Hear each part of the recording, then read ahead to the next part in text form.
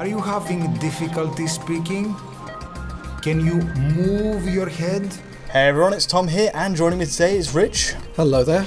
Hey, so today we're looking at Metal Gear Solid 5 The Phantom Pain. It's been 3 years. Obviously today there's a pro patch 1.16 if you've downloaded that. And today I thought we'd just run through, briefly what this thing does and what it doesn't do. The timing is auspicious. Why has it just arrived out of the blue today?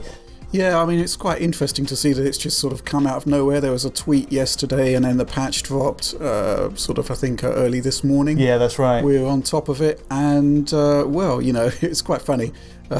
I just said straight out of the box, I bet you it's just a no-frills 1440p upgrade, and we'll come on to that shortly. Yeah, but in terms of the timing of it, obviously Xbox One X is just around the corner, and Metal Gear Survive support for the X has been confirmed.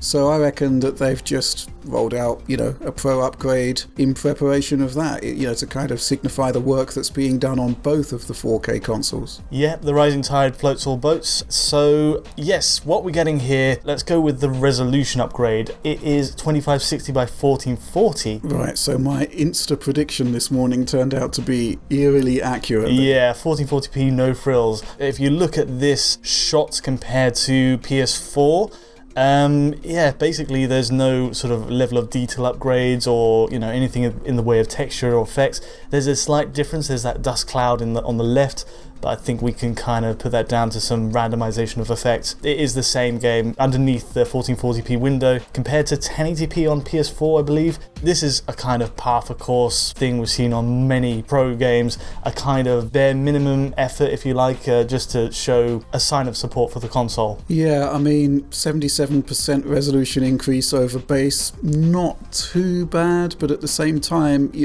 this wasn't how the console was marketed to us. It was marketed as a machine for your 4K display, and I think at this point both Microsoft and Sony should consider a 1440p output on the dashboard.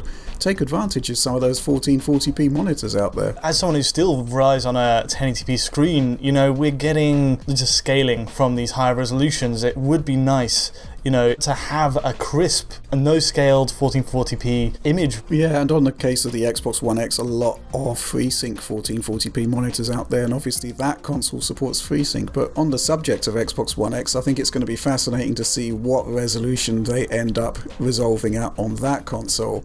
Bearing in mind the bare bones nature of this upgrade, if somebody is just doing a bare bones upgrade on the Xbox One X, what is that resolution we're going to get? And it is, I think, going to be a fascinating one because so many pro titles are running at 1440p, and it does seem to be the kind of natural upgrade in terms of resolution if there's not a huge amount of effort going in. If we pit this against the PC version, we can see exactly what we missed out on. Supposing Konami did go and tweak a few settings. Let's have a zoom in here, and you can see on PC there's just loads more shadow detail. LODs are pushed out further. Wouldn't it have been nice to have this, on PS4 Pro if they'd put the time in? You can get a really decent output from a GTX 970 at 1440p, pretty much max settings if memory serves.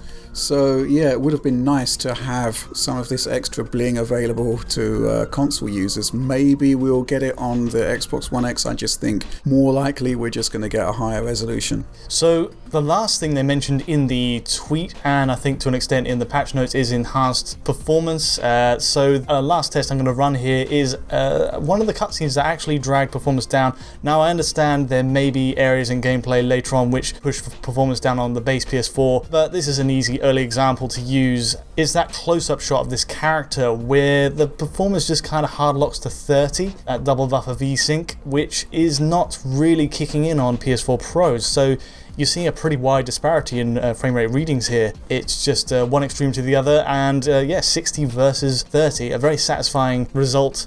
But it's not necessarily indicative of the game at large. I think most of what we played was 60 FPS on PS4 anyway, and for the most part the kind of boost to 1440p is the main benefit of this patch. Yeah, we're looking at edge cases in terms of performance improvements, so and even so it's still not perfect, is it?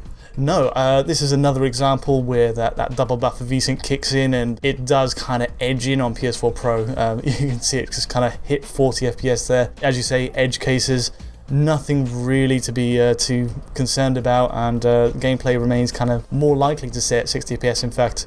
Okay then, well, so this was kind of a quick look at the Metal Gear Solid 5 PS4 Pro patch. Hardly revelatory, I'd say, and it was kind of bizarre that I had just plucked out exactly what it would do before we even saw it. You cynic, you. Well, you know, if we go back to that original piece I did where I built a PC to the clock speed specs and the hardware specs of the Pro GPU, 1440p just kept coming up as the kind of ideal resolution for that particular piece of hardware, and the amount of 1440p games we're seeing on Pro, it's kind of backing that up. And obviously these guys at Konami haven't pursued any kind of checkerboard solution here or temporal upscaling or anything like that. It is kind of, you know, as I said, bare bones upgrade really. Cool, well, shall we leave it there?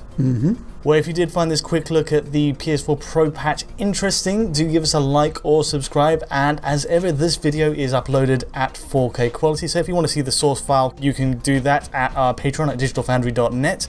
But until next time, thanks Rich. Thank you. And until next time, thanks for watching.